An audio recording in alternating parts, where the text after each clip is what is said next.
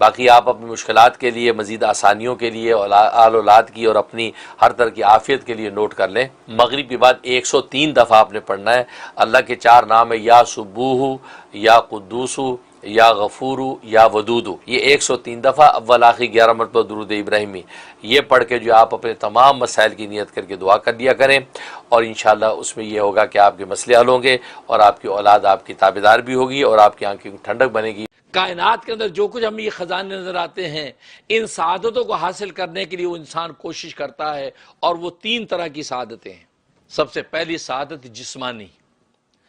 جسمانی سعادت کا مطلب ہے کہ وہ جسم و جان کے بارے میں وہ چاہتے ہیں میری جسم و جان تندرست رہے، صحت مند رہوں، خوبصورت ہو، ناک اچھی ہو، کان اچھے ہوں، آنکھیں عمدہ ہوں، مگا کہ میرا ظاہری سراپ میں بڑا خوبصورت ہو، توانا، صحت مند ہو۔ یہ ہوگا کہ جسمانی، اور پھر اس کو صحت تندرستی کے ساتھ لمبی عمر بھی نصیب ہو۔ یہ خود انسان اپنے بارے میں، اپنے پیاروں کے بارے میں، اپنے اولادوں کے بارے میں یہ تمنا رکھتا ہے۔ تو یہ سعادت جسمانی، یہ دنیاوی سعادت۔ دوسری سعادت آرامی۔ آرامی کا مطلب یہ کہ آرام و راحت کے اسباب چاہتا ہے، کہ یہ جو جسم ہے، اس جسم کو آرام چاہیے۔ نیند آئی، آنکھوں پر چھائی تو اس کو آرام چاہیے، بدن تھک گیا، اب سونا چاہتا ہے۔ ننگے پیر چلے، کانٹے لگیں گے، وہ آرام چاہیے، اس کو اچھے جوتے چاہیے۔ پیدل سفر کرے گا، تکلیف ہوگی، اس کو اچھی سواری چاہیے۔ ننگا بدن ہے، سردی یا گرمی لگے گی، اس کو کپڑے چاہیے۔ تو یہ آرام کی جتنے اسباب ہیں اس کی کوشش کرتا ہے۔ اچھا مکان ہو، اچھی دکان ہو، اچھے جوتے ہوں، اچھی پوشاک ہو، تو گئی یہ آرام کی اور راحت کی جتنے اسباب ان کے حاصل کرنے کی کوشش کرتا ہے۔ اس کو کہتے ہیں گویا کہ سعادت آرامی۔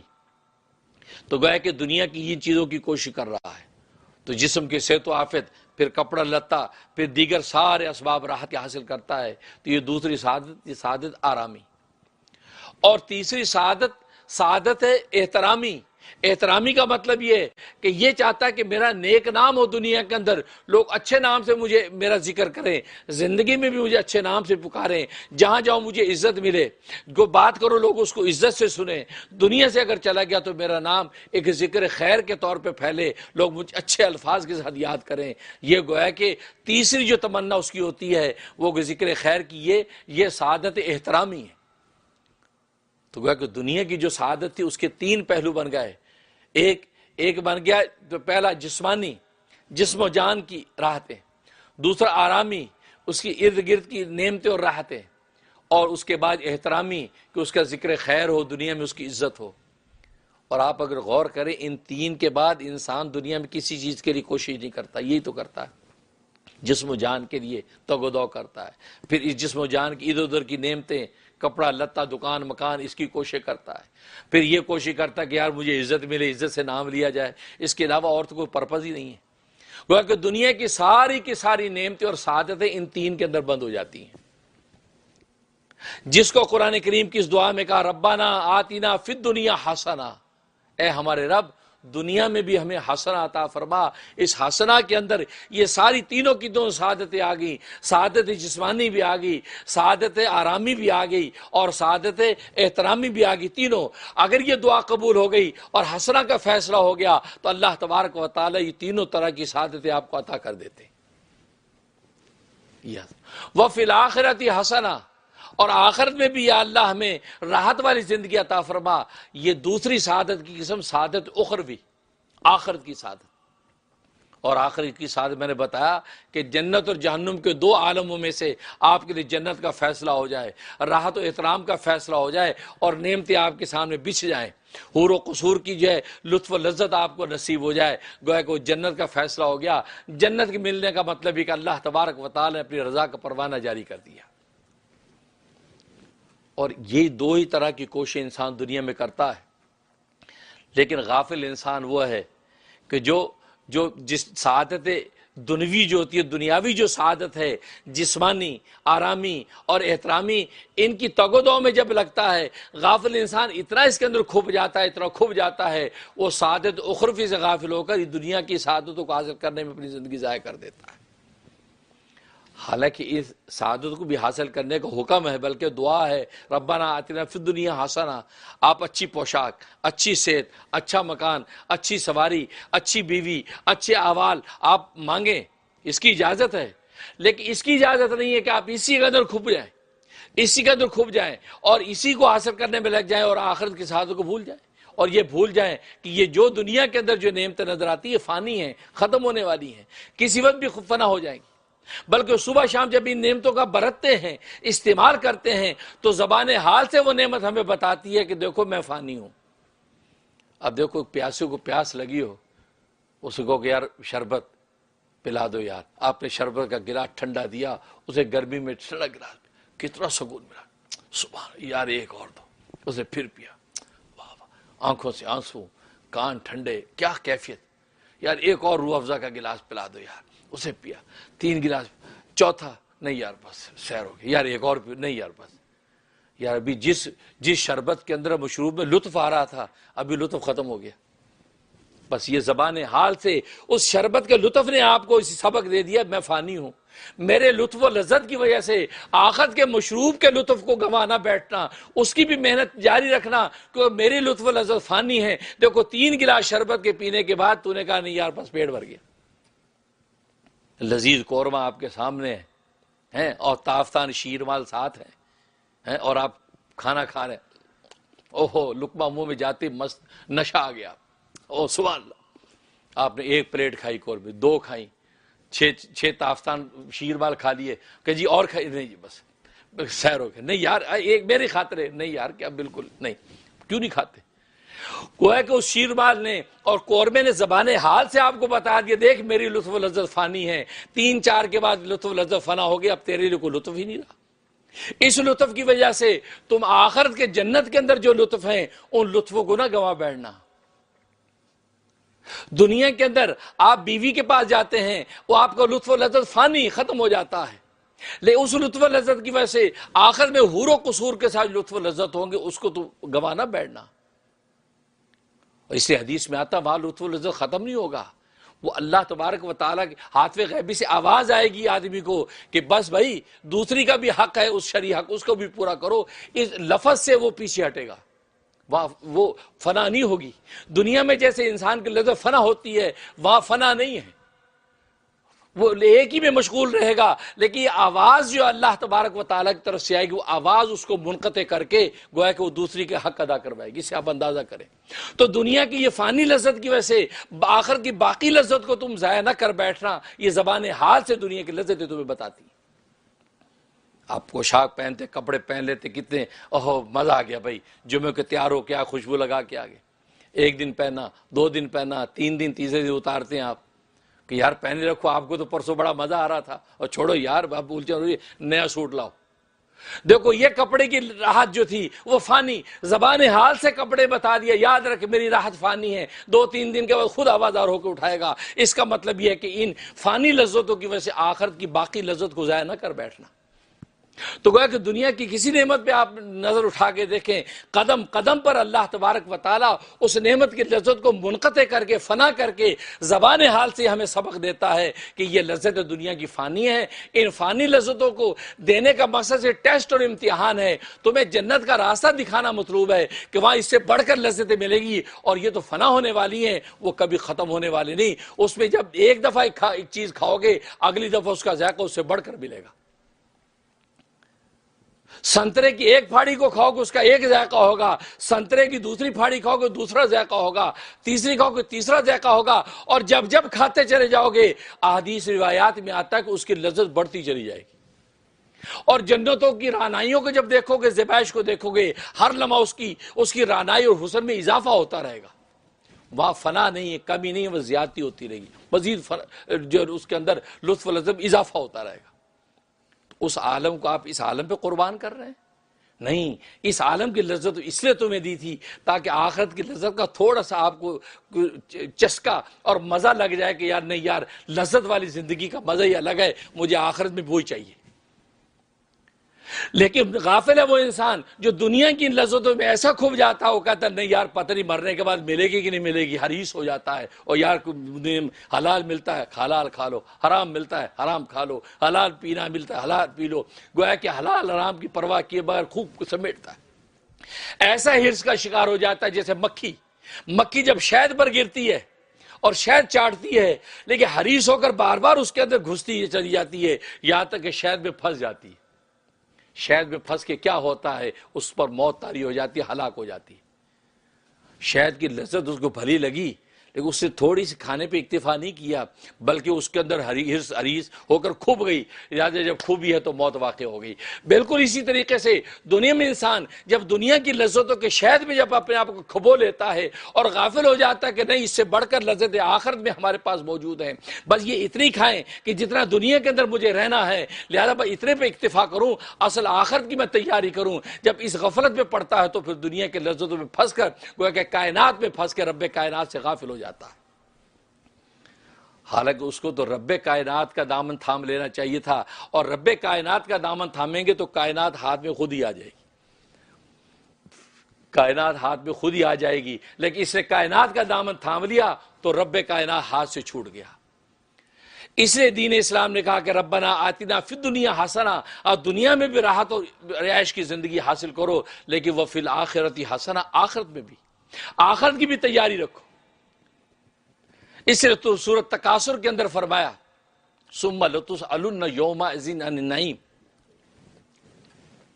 سورۃ تکاثر کا مطلب کثرت پر فخر کرنا، اور اس کا شان نزول یہ ہے کہ دو قبیلے تھے زمانہ جاہلیت میں، ایک دوسرے پر فخر کرتے تھے، ہمارے قبیلوں کی تعداد زیادہ ہے، ہمارے قبیلے کی تعداد زیادہ ہے، ہمارے ہیں جوان مرد زیادہ ہیں، وہ کہتا ہمارے ہیں جوان مرد زیادہ ہیں، یہ آپس میں بحث مباحثہ ہو گیا۔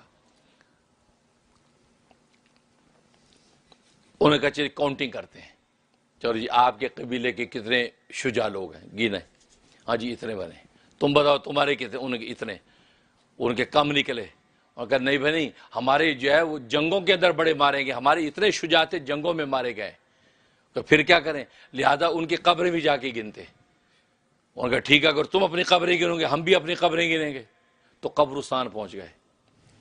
اب یہ نظارہ دیکھ کر اللہ تبارک و تعالیٰ نے قرآن کریم کی آیات نازل کر دی، سورۃ تکاثر نازل کر دی، الہاکم التکاثر، ہلاکت میں ڈال دیا تمہیں کثرت کے فخر نے، حتیٰ زرتم المقابر، یہاں تک کہ تم نے قبریں جا دیکھی، قبروں کی زیارت شروع کر دی، اس نیت سے قبر کی زیارت کرتے کہ قبر کی فنا دیکھ کر ہم اپنے آخرت کی بقا کی تیاری کریں، اس قبر سے سب سیکھیں، بجائے اس کے کہ جو قبر عبرت کا مقام تھا اس سے تم فخر کرنے پہنچ گئے، ہاں جی دیکھو یہ ہمارے 500 دیکھو یہ مجاہد پڑھے، یہ ہمارے اتنے جنگجو پڑھے۔ تو جو قبر آپ کو آخرت یاد دلاتی، تمہاری اپنی فنا کو یاد دلاتی کہ تمہارے بڑے بڑے جنگجو اس موت سے بچ نہیں سکے، ہم کیسے بچ سکیں گے، لہذا تم اس قبر کی تیاری کرتے، لیکن تم کتنے غافل ہو، الہاکم التکاثر، یہ کثرت کی ہرس نے تمہیں غفلت میں ڈال دیا، غفلت میں ڈال دیا، حتیٰ زرتم المقابر، یہاں تک کہ تم نے قبریں جا دیکھی۔ تو گویا کہ یہ اللہ نے ڈانٹا کہ قبر دیکھنے کی نیت تمہاری یہ ہونی چاہیے تھی کہ یار قبر کے لیے دیکھنے اس لیے جا رہے تاکہ ہمیں آخرت یاد آ جائے۔ تبھی نبی پاک صلی اللہ علیہ وسلم نے فرمایا کہ میں نے تمہیں پہلے قبروں کی زیارت کرنے سے منع کیا تھا، لیکن اب میں تمہیں کہتا ہوں فزوروہا، قبروں کی زیارت کیا کرو۔ کیوں؟ فإنہا تذکر آخرہ، کیوں یہ قبریں آخرت کو یاد دلاتی ہیں، آخرت کی یاد دلاتی ہیں، لہذا قبرستان کبھی کبھی جایا کرو، ان قبروں کی فنائیت دیکھو، یار یہ ہم سے زیادہ خوبصورت تھے، ہم سے زیادہ قوی تھے، ہم سے زیادہ مالدار تھے، ہم سے زیادہ ذی حسب تھے، اور آج دیکھو یار مٹی کا ڈھیر بنے میں یہاں کوئی خبر نہیں لیتا، میری کیا حیثیت ہے۔ اس قبر کے اندر کیا پوچھ ہوگی، کیا پوچھا جائے گا، کیا تیاری کرنی اس کے لیے، یار مرنے سے پہلے مجھے تیاری کر لینی چاہیے، من ربو کا سبق یاد کر لوں، من نبیوں کا سبق یاد کر لوں، ماں دینوں کا سبق یاد کر لوں، یہ 3 سوال پرچے کے یا پہلے سے میں تیار کر لوں تاکہ قبر میں اگر گیا تو میرا دم نہ گھٹے اور وہاں سوالوں کو جواب دے دوں تو جنت کی کھڑکی کھول جائے تو مزے کے ساتھ سوتا رہوں۔ تو وہ تو اس لیے قبریں تھیں، اور یہ ظالم قبروں کی زیارت کر رہے ہیں فخر کے لیے، اس لیے فرمایا الہاکم التکاثر حتی زرتم المقابر کلا سوف تعلمون فرمایا کہ ہرگز نہیں، ان قریب تمہیں پتہ چل جائے گا، بس جب تم پر موت طاری ہوگی اور موت کے سارے حالات سامنے آ جائیں گے، جنت دوزخ کے مقام جب کھل جائیں گے اور اب توبہ کا دروازہ جب بند ہو جائے گا، اب تمہیں پتہ چلے گا۔ کلا سوف تعلمون، ہرگز نہیں ان قریب تم جان لو گے، ثم کلا سوف تعلمون، پھر ہرگز نہیں ان قریب تم جان لو گے، جب قبروں سے اٹھو گے، اٹھ کے میدان حشر کے اندر جاؤ گے تو سارا نظارہ دیکھ لو گے کہ یار مرنے کے بعد تو ایک نئی زندگی شروع ہو گئی۔ ہم نے تو سوچا مر کے فنا ہو گیا، اب کس نے پوچھنا؟ نہیں، مرنے کے بعد تو ایک نئی زندگی شروع ہو گئی۔ اس سے تو ہم کہتے ہیں انتقال ہو گیا، فلاں کا انتقال ہو گیا۔ انتقال کا مطلب ہے کہ ایک عالم سے منتقل ہو کر دوسرے عالم میں چلا گیا، فنا نہیں ہوا، وہ ایک دوسرا عالم شروع ہو گیا۔ ٹرانسفر، صرف ٹرانسفر ہو رہا ہے، جیسے خود انسان جو عالم ارواح سے ٹرانسفر ہوتا ہوا باپوں کے صلبوں میں آیا، باپوں سے ٹرانسفر ہو کر ماں کے رحم میں آیا، ماں سے ٹرانسفر ہو کر دنیا کے عالم میں آیا، دنیا سے ٹرانسفر ہو کر اب قبر کے اندر جائے گا، قبر سے ٹرانسفر ہو کر عالم برزخ میں پہنچا، اور برزخ سے پھر عالم محشر میں جائے گا، اور عالم محشر میں جب فیصلے ہو جائیں گے یا جنت میں ہمیشہ ہمیشہ رہے گا یا ہمیشہ میں جہنم میں ڈال دیا جائے گا۔ تو یہ ٹرانسفر، اس سے امام غزالی رحمۃ اللہ علیہ فرماتے ہیں کہ انسان ازلی تو نہیں ہے۔ ازلی کا مطلب جو شروع سے ہو، وہ صرف اللہ کی ذات ازلی ہے جو شروع سے ہے، جب کچھ نہیں تھا تو خدا تھا۔ انسان ازلی تو نہیں ہے، لیکن انسان جب وجود میں آ جاتا ہے تو وجود میں آنے کا ابدی ہو جاتا ہے، اب فنا نہیں ہوگا، اب یہ ہمیشہ ہمیشہ رہے گا۔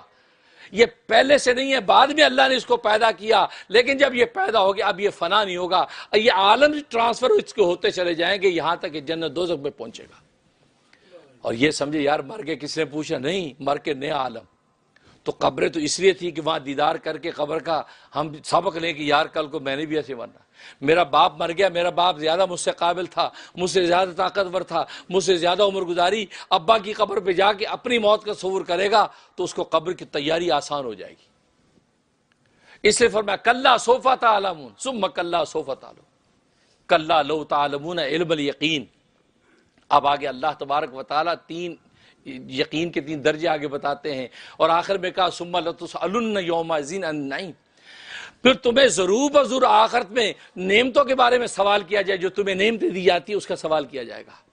جو میں نے بتایا جسمانی نعمت، آرامی نعمت اور احترامی نعمت، یہ نعمتیں دنیا میں اللہ نے تمہیں دی ہیں، ان کے بارے میں آخرت میں پوچھ بھی ہوگی کہ تمہیں ہم نے اچھی صحت دی تھی، جوانی دی تھی، تم نے اچھی صحت اور جوانی کو کہاں خرچ کیا؟ تمہیں لمبی عمر دی تھی، اس لمبی عمر کو کہاں کھپایا؟ تمہیں ہمیں مال دیا تھا، مال تم نے کہاں سے کمایا؟ مال دیا تھا، تمہیں مال کو کہاں خرچ کیا؟ تو گویا کہ ایک ایک چیز کا سوال آخر میں کیا جائے گا، نعمتوں کا۔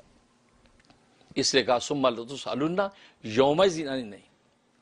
تو گویا کہ دنیا میں انسان مال کے حرص کی وجہ سے، اس حرص کی وجہ سے انسان جو ہے وہ سعادت اخروی سے غافل ہو جاتا ہے اور دنیا کے مال کی حرص میں لگا رہ جاتا ہے۔ لکھا ہے حضرت عیسیٰ علیہ السلام ایک دن چلے جا رہے ہیں،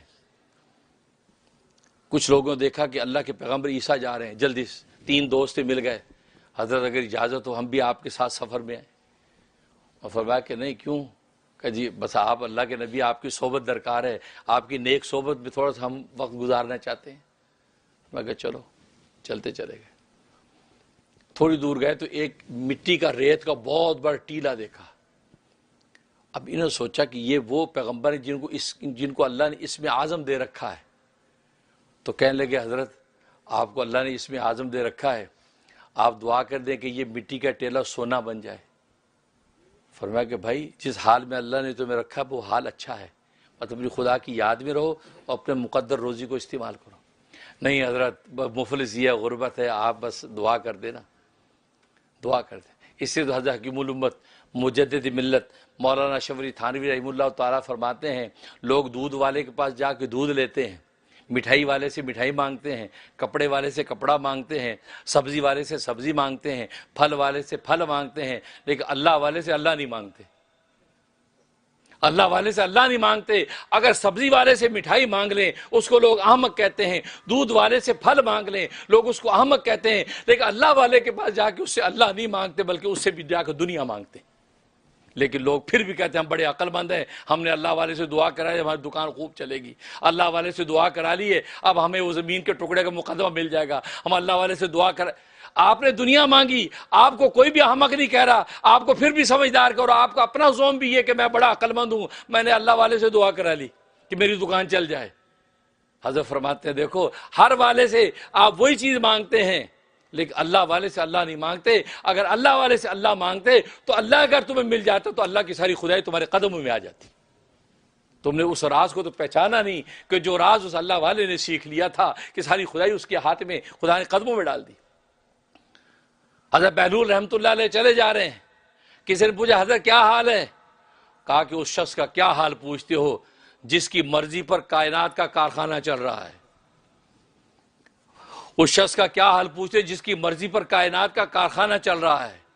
وہ بڑے حیران کہ اچھا کیا مطلب آپ کی مرضی پہ چل رہا ہے؟ کہا ہاں بالکل، یہ سارا کارخانہ کائنات میری مرضی پہ چل رہا ہے۔ کہا جی کیا مطلب؟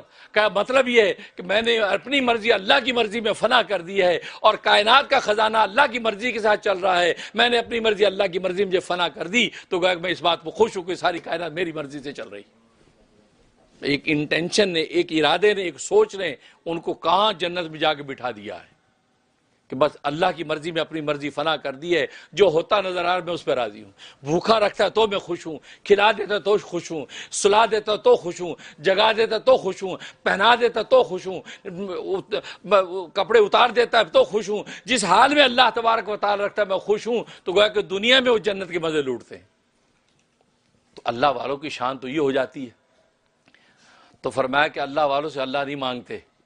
تو عیسیٰ علیہ الصلوۃ والسلام سے وہی ہوا، بجائے عیسیٰ علیہ الصلوۃ والسلام سے اللہ مانگتے کہ آپ اللہ کے پیغمبر ہیں، آپ اللہ سے ہمیں ملا دیجئے، اللہ سے ہمارا دامن وابستہ کر دیجئے، بلکہ کہنے لگے جی آپ دعا کر دیجئے سونا بن جائے۔ جب انہوں نے اصرار کیا تو انہوں نے دعا کر دی اور چلے گئے۔ اب وہ دیکھتے دیکھتے سونا بن گیا۔ اب جب سونا بن گیا تو انہوں نے حضرت کا ساتھ چھوڑ دیا، کہا اب سونا سنبھالے گا کون؟ اب حضرت صاحب سے دعا تو ہوگی، چلو نکلو بھی اگلی پتلی گلی سے، چل دیا آگے۔ اب وہ سونا سنبھال کے بیٹھے ہیں، حضرت آگے چلے گئے۔ اب سوچا یار بھئی سونا تو تقسیم کرنا ہے، کوئی کھانا پینا بھی کر لیں۔ ایک دوست سے کہا کہ یار کھانا لے کے آؤ یار، قریب جو گاؤں ہے بستی ہے، تو پھر کھانا کھاتے ہیں، پھر بوریوں میں بھر بھر کے تقسیم کرتے ہیں، 3 حصے بنیں گے۔ اب وہ ایک دوست چلا گیا کھانا لینے کے۔ اب جو کھانا لینے جیسے گیا، باقی 2 دوستوں نے سوچا یار اس کا کام تمام نہ کر دیں، آتے اس پہ حملہ کر کے اس کو قتل کر دیں تو ہم آدھو آدھ کر لیں گے، 50-50 ہو جائے گا۔ اب تو 33% آئے گا بھی تو کچھ اوپر، اور پھر آدھا آدھا ہو جائے گا، یار اس کو آ کے اس کا کام کر دیں۔ دیکھو نیت کی خرابی بڑی چیز ہے۔ اسے نبی کی یہ حدیث ہے، نبی کی حدیث ہے انما الاعمال بالنیات، اعمال کا دار و مدار نیتوں پر ہے، اور امام بخاری رحمہ اللہ تعالیٰ پہلے نمبر پہ یہی حدیث لائے ہیں۔ اس کے اندر بڑا راز ہے، یاد رکھو پہ نیتیں کبھی خراب نہ کرنا، نیت سچی رکھو، اس کی برکت پھر آپ دیکھو۔ نیت میں فطور نہیں آنا چاہیے۔ اب ان کے نیت میں فطور جیسے آیا، ادھر اس کے دل میں فطور آیا کہ یار میں سارا اکیلا کیوں نہ لوں، کھانے میں زہر ملا دوں، ان کو کیا پتا زہر کا کھانا کھائیں گے مر جائیں گے دونوں، تو سارا کا 100% میرا۔ اب دیکھو نیت کی خرابی کام کر رہی ہے۔ چلا گیا کھانا لے کے آیا، اب جیسے کھانا لا کے رکھا، اب انہوں پہلے سوچ رکھا تو اس کو قتل کرنا، دونوں نے حملہ کیا، اس کو وہیں قتل کر دیا۔ قتل کر دیا، بڑے خوش ہوئے، آپ 50-50 کریں بیاری پورا ٹیلا ہے۔ اب کھانا کھایا، پہلے اب کھانا کھایا آرام سے۔ جب کھانا کھایا دونوں ٹو ہو گئے، کیونکہ ظاہر ہے کہ زہر ملا ہوا کھانا، وہ زہر ملا ہوا کھانا، وہ دونوں بھی مر گئے۔ تینوں لاشیں اس سونے کے ٹیلی کے اوپر پڑی۔ حضرت عیسیٰ علیہ الصلوۃ والسلام ایک وقت کے بعد جب واپس لوٹے اپنے سفر سے تو ان تینوں کو مرا دیکھا تو کہا کہ اے لوگو کان کھول کے سن لو، اس فانی دنیا کی یہ حقیقت ہے جو تمہیں نظر آ رہی ہے۔ ہرس کے اندر جب انسان آ جاتا تو یہ ہوتا ہے کہ ملتا کچھ بھی نہیں، ہرس کی آگ جلا کے راکھ کر دیتی ہے اور سارا دنیا آپ کی سونا پڑا کا پڑا رہ جاتا ہے۔ تو ہرس سے ملتا نہیں، مقدر بڑھتا نہیں ہے۔ اسے پیران پیر شیخ عبد القادر جیلانی حضرت غوث پاک فرماتے ہیں، فرمایا کہ ذلت کا راستہ اختیار کر کے تم اپنے مقدر کو بڑھا نہیں سکتے، اور عزت اور وقار کی زندگی گزار کے تم اپنے مقدر کو گھٹا نہیں سکتے۔ لہذا مومن کی شان یہ ہے، فرمایا کہ عزت اور وقار کی زندگی گزارے، اس کا مقدر اللہ تبارک و تعالی اس کو پہنچا کے رہتا ہے۔ اس لیے فرمایا ذلت کا راستہ اختیار کرنے کی ضرورت نہیں، تبھی یہ حکم شرعی مسئلہ ہے کہ ذلت والا کوئی کام، ذلت والی کوئی جاب کرنے کی اجازت نہیں ہے، مومن مسلمان کو نہیں کرنی چاہیے۔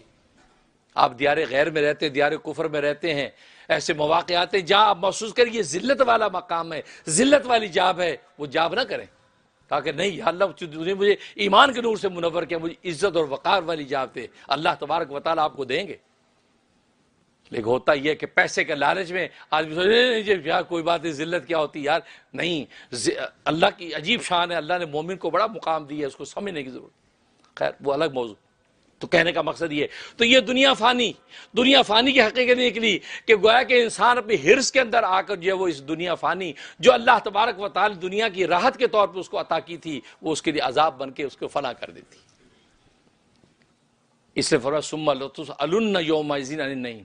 حدیث میں آتا ہے کہ نبی کریم صلی اللہ علیہ وسلم بھوک کی تکلیف کی وجہ سے گھر سے باہر، حجرے سے باہر نکلے تو ابو بکر عمر کو دیکھا، وہ بھی کھڑے ہیں۔ فرمایا کہ تم کیوں کھڑے ہو؟ کہا جی بھوک نے گھر میں بیٹھنے نہیں دیا، بھوک سے بےتاب ہو کے باہر نکل آئے۔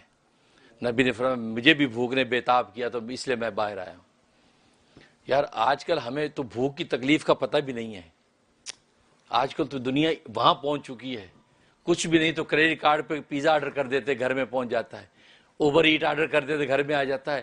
فاقہ اور بھوک ہوتی کیا ہے؟ اللہ اکبر! کتنے اولیاء کاملین ہیں جو ساری زندگی فاقہ اور بھوک مانگتے رہے، ان کو فاقہ اور بھوک کی دولت ملی نہیں، کہ فاقہ اور بھوک کے ذریعے سے اللہ تبارک و تعالیٰ اپنے انوارات کی وہ شان عطا فرماتے جو پیٹ بھرے کو ملتا نہیں ہے۔ وہ تو روزے کی حالت میں آپ تماشا دیکھتے ہیں کہ روزے میں انسان کہاں پہنچ جاتا ہے۔ تو نبی کریم صلی اللہ علیہ وسلم فرمایا چلو فلاں ابو حیثم جو انصاری صاحب اس کے گھر چلتے ہیں۔ اب وہاں جب گئے ہیں تو گھر میں صحابی نہیں ہیں، صحابیہ گھر میں ہیں۔ انہوں نے دیکھا کہ رسول اللہ مرحبا یا رسول اللہ مرحبا، آئیے آئیے۔ کہا کہ ابو حیثم کہاں ہیں؟ کہا جی وہ ٹھنڈا پانی بھرنے کے لیے گیا کنویں پہ دور۔ کہا کہ اچھا، کہ نہیں کہ آپ بیٹھے، چادر بچھا دی، بڑی خوش ہوئی، بیٹھیے آپ۔ اتنے میں ابو حیثم ٹھنڈا پانی لے کے آ گئے۔ اب نے دیکھا کہ رسول اللہ صلی اللہ علیہ وسلم موجود، ابو بکر عمر موجود۔ کہنے لگا سبحان اللہ، اللہ کا شکر ہے میرے سوا آج روئے زمین پر کوئی ایسا شخص نہیں جس کے پاس مجھ سے زیادہ معزز مہمان ہو۔ میرے پاس ایسے معزز مہمان اور رسول اللہ اور ان کے دونوں جانشین یہاں موجود ہیں۔ وہ جلدی سے آئے، مصافحہ کیا، اس کے بعد کہا کہ یا رسول اللہ میں ابھی آیا۔ جلدی باغ میں گئے، کھجورے لے کے آ گئے، اس میں پکی کھجورے بھی کچی کھجورے بھی، وہ سارے سامنے لا کے رکھ دیا۔ آپ فرمایا کہ پکی لاتے کچی کو لائے؟ کہا یا رسول اللہ صلی اللہ علیہ وسلم میں نے سوچا آپ کا پکی کھانے کو جائے پکی کھائیں، کچی کھانے کی جائے کچی کھائیں، اور آدھی کچی آدھی پکی جو ہوتی وہ بھی لائے۔ فرمایا وہ کھانے کی جائے وہ بھی کھائیں۔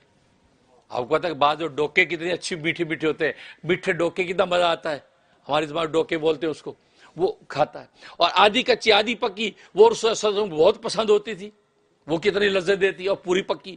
تو یہ محبت اصل میں یہ سارے عنوان محبت کرواتی ہے۔ اگر محبت ہے محبوب سے خود ہی انسان سارے عنوان قائم کرتا ہے۔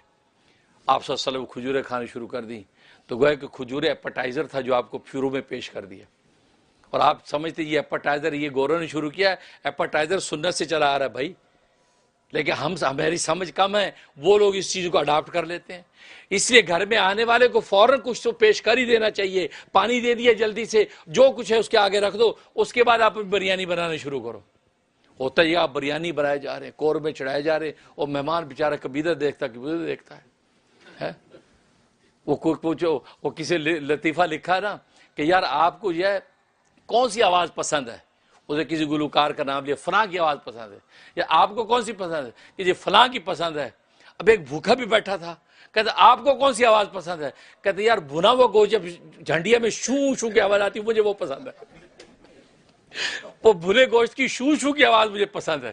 تو بھائی بات وہ یہ بھوکا وہ آتے فوراً، اس سے کہا آتی فوراً کچھ پیش کر دینا چاہیے، جس کو آج آپ نے اس کا نام ایپیٹائزر رکھ دیا ہے، تاکہ ایک تھوڑی سی اس کو تسلی ہو جائے، اس کے بعد آپ قورمے بریانی پہ لگے رہیں۔